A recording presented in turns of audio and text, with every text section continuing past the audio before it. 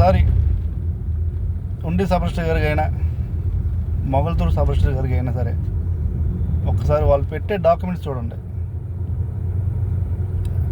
ఒక document 1B కానీ అడగాలి కానీ పాస్బుక్లు ఉంటాయి. మీరు చేసిన మిమ్మల్ని తప్పట్టున్నాను. అన్నీ మా పేర్లు ఉన్నాయి, సర్వ హక్కులు మా పేర్లు ఉన్నాయి, పాస్బుక్లు 1Bలు అన్నీ మా పేర్లు ఉన్నాయి. హైకోర్టు ఆర్డర్ తీసుకొచ్చాం, ప్రొబేట్ లిస్ట్లో పెట్టించాం. జిల్లా కోర్టు ఆర్డర్ తీసుకొచ్చాం, ప్రొబేట్ లిస్ట్లో పెట్టించాం. అయినా సరే ఎటువంటి అడంగల్లో పేర్లు లేకపోయినా రిజిస్ట్రేషన్ పెట్టారు అవతల వాళ్ళు మీ ఆఫీసులో. ఒకసారి ఆ డాక్యుమెంట్ ఓపెన్ చేయండి, చూడండి.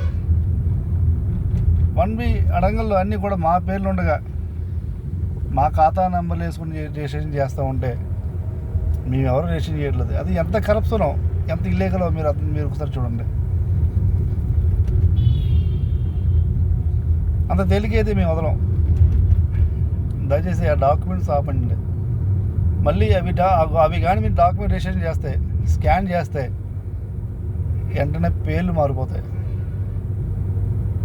స్కాన్ చేసిన వెంటనే ఈ ఆటోమేటేషన్ అయ్యి మా పేర్లు తెలిగిపోతాయి. అది తెలియనప్పుడు మేము ఎంత యుద్ధం చేయాలో, ఎంత ఫైట్ చేయాలో అర్థం చేసుకోండి. నేను ఆల్రెడీ ఎంఆర్ఓ గారికి, విఆర్ఓ గారికి, ఆర్డీఓ గారికి, జిల్లా కలెక్టర్ అందరికీ కంప్లైంట్ చేశాను. 1B అడంగల్ పాస్బుక్లు నా పేర్లు ఉండగా చేయడం చాలా దుర్మార్గం.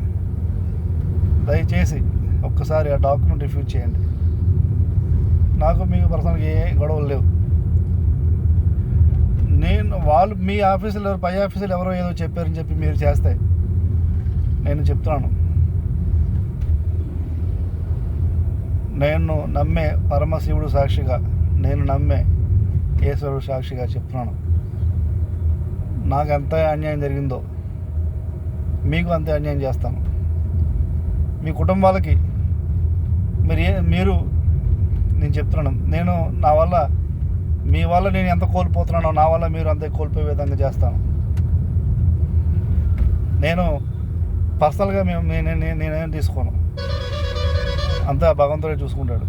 మీ పేరు రాస్తే నా కుటుంబంతో సహా సెక్రటరియట్లో సీఎం గారు, సెక్రటరీలో 1 బ్లాక్లో ఉంటారు సీఎం గారు.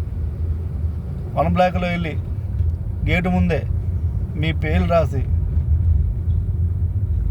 సబ్ రిజిస్టర్ మీ పేర్లు రాస్తే నా కుటుంబంతో సహా, నాకు చిన్న చిన్న పిల్లలు, నా తమ్ముడికి, నా కుటుంబానికి, వాళ్ళకు కూడా, ఎందుకంటే వాళ్ళకు కూడా పాయిజన్ ఇచ్చేసి అందరూ మీ పేర్లో చచ్చిపోతాం. ఎందుకంటే మాకు బతికే ఆధారం లేదు, ఇంకా మా జీవనాధారం ఆ పొలాలే. మేము కూలి ఏదైనా తేడా పడైతే ఆటోమేటిషన్లో ద్వారా మా పేరు తొలగిస్తే, అడంగల్లో తొలగిస్తే మాకు చావు ఒకటే మార్గం. మేము కూలి నాలుగు చేసుకోలేం. ఇదైతే వాస్తవం.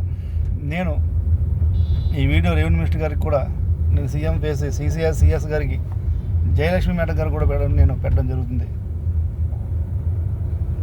ఒక్కసారి దయచేసి ఈ వీడియోని చూసి ఇప్పటికైనా మనసు మార్చుకోండి.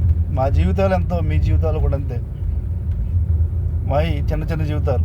దయచేసి ఈ వీడియో చూసి మీరు ఆ డాక్యుమెంట్ రిఫ్యూజ్ చేయండి. నేను మనస్ఫూర్తిగా మీ అధికారులు ఎవరో చెప్పుండొచ్చు, మిమ్మల్ని మీకు డైరెక్షన్ ఇవ్వచ్చు, కానీ వాస్తవం చెప్తున్నాను, మీరు చాలా ఇబ్బంది పడిపోతారు.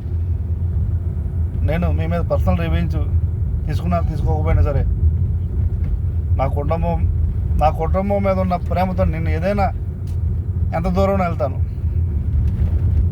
నా కుటుంబం మీద ఉన్న ప్రేమతో, నా పిల్లల మీద ఉన్న ప్రేమతో, నా ఆస్తి మీద ఉన్న ప్రేమతో నేను ఎంత దూరం వెళ్తాను. దానికోసం ఏదైనా చేస్తాను. అంటే దయచేసి అర్థం చేసుకోండి. నా కుటుంబం కోసం నా ప్రాణత్యాగానికైనా సరే సిద్ధపడి ఉన్నాను. ఇదైతే వాస్తవం. మీరు దయచేసి ఈ డాక్యుమెంట్స్ రిఫ్యూజ్ చేయండి. నేను నారా చంద్రబాబు నాయుడు గారు కానీ, డిప్యూటీ సీఎం పవన్ కళ్యాణ్ గారు కానీ ఈ వీడియో పెట్టడం జరుగుతుంది. అలాగే రెవెన్యూ మినిస్టర్ అనగానే సత్యప్రసాద్ గారికి పెట్టడం జరుగుతుంది. ప్రతి మినిస్టర్కి ఈ వీడియో పెట్టడం జరుగుతుంది. ఇంత కరప్షన్గా మీరు ఎందుకు చేయదలుచుకున్నారో నాకైతే అర్థం కావట్లేదు. పక్కాగా మీరుండి రిజిస్ట్రేషన్ ఆఫీస్లోనే ఉన్నాయి. ఎందుకు ఉన్నాయని బలంగా నేను చెప్తున్నానంటే, పశ్చిమ గోదావరి జిల్లా కలెక్టర్ గారు మీ ఇరువురిపై ఎంక్వైరీ చేసినప్పుడు ఆ సమాచారం మీకు నాకు మాత్రమే తెలుసు. ఈ ల్యాండ్ గ్రాబర్లు వాళ్ళకి తెలియదు. జిల్లా కలెక్టర్ గారు రమ్మన్న రోజు మీరు వచ్చినప్పుడు, జిల్లా కలెక్టర్ గారు మీరు రమ్మన్నప్పుడు మీరు వచ్చారంటే, మీరు మీతో పాటు వాళ్ళు కూడా వచ్చారంటే మీరు పక్కాగా వాళ్ళకి సమాచారం ఇచ్చారు కాబట్టే వాళ్ళు కూడా జాయింట్ కలెక్టర్ గారి ఆఫీస్కి వచ్చారు. దయచేసి వాళ్ళు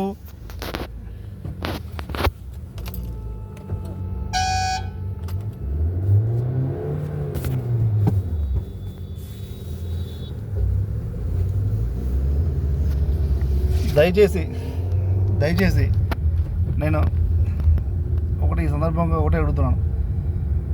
వాళ్ళకి మీరు సమాచారం ఇచ్చారు కాబట్టి వాళ్ళు వచ్చారు. నేను ఎంత తీవ్రంగా ఫైట్ చేస్తున్నా మీరు చూస్తున్నారు.